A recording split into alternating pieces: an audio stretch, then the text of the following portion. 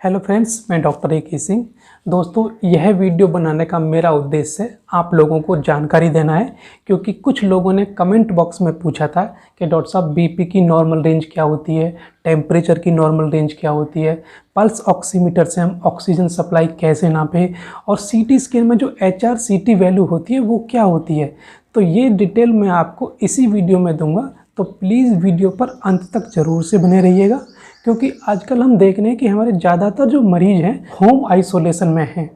और जब patient home isolation में होता है तो जो अटेंडेंट होते हैं, उसकी देखभाल करने वाले, वो घबरा जाते हैं, क्योंकि हमारे देश में इतने ज़्यादा डॉक्टर या पैरामेडिकल स्टाफ नहीं है कि वो पेशेंट की घर घर जाकर होम विजिट कर सकें। इसलिए ज़रूरी है कि कुछ चीज़ें आपको भी हमेशा जाननी चाहिए और उनकी जानकारी आपको होनी चाहिए। तो पहली वीडियो में मैंने आपको बताया था कि आपके घर पर पल्स ऑक्सीमीटर, बीपी इंस्ट्रूमेंट और थर्मामीटर इत्यादि जो नॉर्मल इंस्ट्रूमेंट है ये घर पर होने चाहिए। तो यदि आपके घर पर ये होंगे, जब आप उसकी नापोगे तो आपको अलार्मिंग पॉइंट पता पड़ जाएगी कि कब कब अलार्मिंग पॉइंट हैं, कौन कौन से खतरे वाले निशान हैं, या कब कब हमें डॉक्टर से संपर्क करना होगा, कब पेशेंट को हमें हॉस्पिटल में एडमिट करना होगा या कब नहीं करना होगा। इसलिए इस वीडियो को अंत तक ज़रूर देखिएगा। तो दोस्तों, आजकल आप देख रहे हैं कि जो कोविड-19 के जो पेशेंट हैं उनको हम होम आइसोलेशन में रख रहे हैं, या फिर जिन मरीजों को खुद कोविड के सिम्टम्स आने लगते हैं तो वो खुद को होम आइसोलेट कर लेते हैं। तो ऐसे मरीजों की देखभाल करने की ज़रूरी है कि हम उनके वाइटल्स जो हैं उनको नॉर्मली नापते रहें। क्योंकि मेरे एक कमेंट में किसी ने पूछा था कि टेम्परेचर की नॉर्मल वैल्यू क्या होती है। तो बेसिकली उन्होंने लिखा कि 107 टेम्परेचर उनको आ रहा था, जबकि वो बहुत ज़्यादा हाई है। तो अब मैं आपको बात करता हूँ टेम्परेचर के बारे में।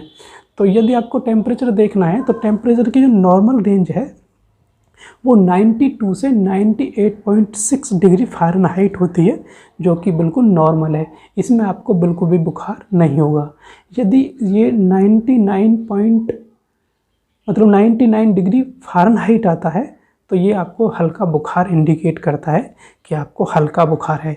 और यदि ये जो तापमान है आपका वो 100 डिग्री से ऊपर आता है, 100 मतलब 101, 102, 103, 104, तो ये एक बहुत ज़्यादा बुखार होता है। तो ये आपको नॉर्मल रेंज स्तर से पता होनी चाहिए कि कब हमको बुखार है या कब बुखार नहीं है। और दूसरा आता है पल्स। जो हमारी पल्स ऑक्सीमीटर होती है उसमें एक तो पल्स ऑक्सीमीटर से पल्स का पता पड़ता है, और दूसरा उसमें ऑक्सीजन सैचुरेशन का पता पड़ता है कि SpO2 हमारी बॉडी में कितनी है। तो पल्स कैसे होगी? पल्स यदि हमारी 72 आती है तो 72 पल्स पर मिनट, ये बहुत अच्छी पल्स है, ये बहुत अच्छा है। यदि आपकी पल्स 60 से 80 पर मिनट आती है तो ये नॉर्मल पल्स रेट है, बिल्कुल भी घबराने की ज़रूरत नहीं है। और यदि ये 90 से 120 पर मिनट आती है तो ये पल्स थोड़ी ज़्यादा है, थोड़ी बढ़ी हुई है, ये थोड़ा अलार्मिंग सिग्नल देता है कि आप थोड़ा अलर्ट रहें। और ऑक्सीजन सैचुरेशन को जब हम नापते हैं तो नॉर्मल 94 तक आपका जो ऑक्सीजन सैचुरेशन है ये बिल्कुल नॉर्मल है। यदि ये 95, 96, 97, 98, 99, 100 आता है तो ये बहुत अच्छा सैचुरेशन है आपका, इसको बहुत अच्छा ऑक्सीजन सैचुरेशन मानेंगे। और यदि ये 90 से 93 के बीच अगर ये हो जाता है तो ऑक्सीजन थोड़ी कम है, जिसको आप प्रोन पोजीशन पर लेटने के बाद भी, और जो तरीके मैंने पहली वीडियो में बताए थे आप उनको देखेंगे तो ये बहुत ही नॉर्मल और सही से कंट्रोल हो जाता है। यदि ऑक्सीजन सैचुरेशन 80 से 89 के बीच है तो ये बहुत कम हो जाता है थोड़ा, और इसमें पेशेंट को एडमिट करने की ज़रूरत पड़ती है, और हॉस्पिटल में आपको ऑक्सीजन इत्यादि या वेंटिलेटर इत्यादि की ज़रूरत पड़ सकती है। और फिर एक फ्रेंड ने बीपी के बारे में पूछा कि मेरे किसी रिलेटिव का बीपी इतना रहता है तो क्या है वो नॉर्मल है? तो बीपी की नॉर्मल रेंज भी आपको पता होनी चाहिए। जैसे कि बीपी 120/80 mmHg जो होता है ये बिल्कुल नॉर्मल बीपी होता है। ज़्यादातर स्वस्थ लोगों का जो बीपी होता है वो 120-80 के बीच ही रहता है। और दूसरा, इससे 135 और 85 हो जाए तो ये भी नॉर्मल ही है, मतलब इसको भी नॉर्मल ही मानेंगे, मतलब ये कंट्रोल में है, ये कंट्रोल बीपी है, इससे को बिल्कुल भी घबराने की ज़रूरत नहीं है। और उसके बाद नेक्स्ट है 140/90। यदि बीपी इतना हो जाता है, थोड़ा हाई कह सकते हैं इसको कि बीपी थोड़ा बढ़ा हुआ है। यदि बीपी हमारा 150/95 हो जाएगा तो ये बहुत ज़्यादा बढ़ जाता है, तो इसमें पेशेंट को घबराहट भी होने लगती है। तो ऐसी कंडीशन में उसको हमें डॉक्टर से संपर्क करने की ज़रूरत पड़ती है। और आजकल आपने देखा होगा कि लोग सीटी स्कैन करा रहे हैं, और सीटी स्कैन में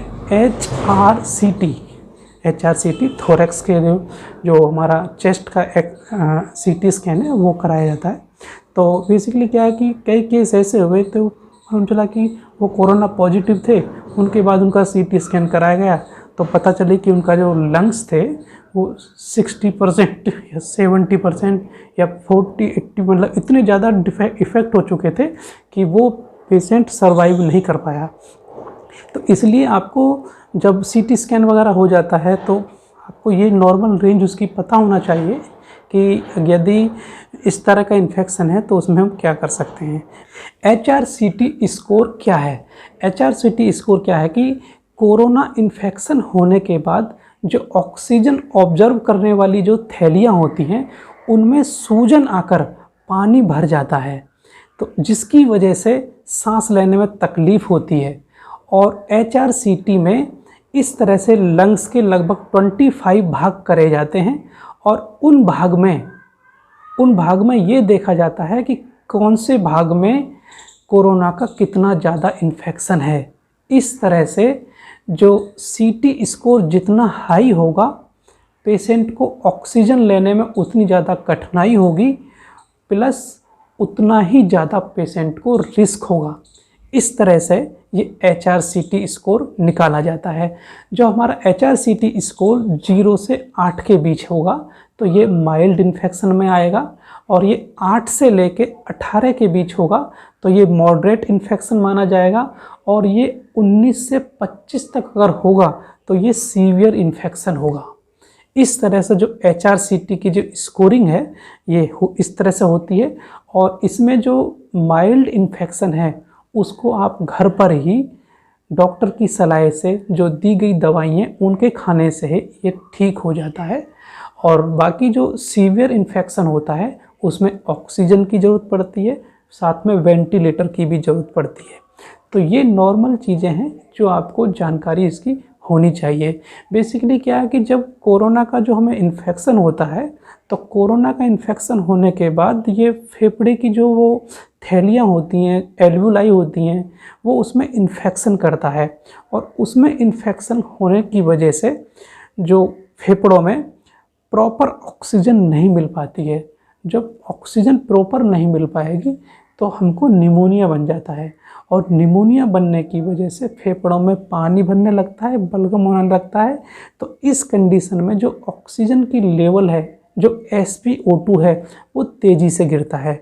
इसलिए हमको जब ऑक्सीजन लेवल बहुत ज़्यादा कम होने लगे तो तुरंत ही अलर्ट हो जाना चाहिए कि थोड़ी बहुत दिक्कत है। तो ये जानकारी आपको कैसी लगी प्लीज़ कमेंट बॉक्स में ज़रूर से बताइएगा, और आपको नेक्स्ट वीडियो किस टॉपिक पर चाहिए या आपको क्या जानकारी चाहिए ये भी आप मुझसे पूछ सकते हैं। बेसिकली मैं आपको एक बात और बता दूं, क्योंकि ये जो एक महामारी का जो टाइम चल रहा है ये बहुत ही पैनिक है, दुख भरा है, इसलिए इसमें ज़रूरी यही है कि हम एक दूसरे का सहारा बने, एक दूसरे की सहायता करें, जिसको जितनी पॉसिबल है हम अपनी हैसियत के अनुसार हेल्प करें। क्योंकि बहुत से लोगों को क्या हो कि हॉस्पिटल नहीं मिल पा रहा, तो आप उनकी हॉस्पिटल दिलवाने में कोई हेल्प करिएगा, कोई आपकी जानकारी है उनसे उनकी हेल्प करिएगा।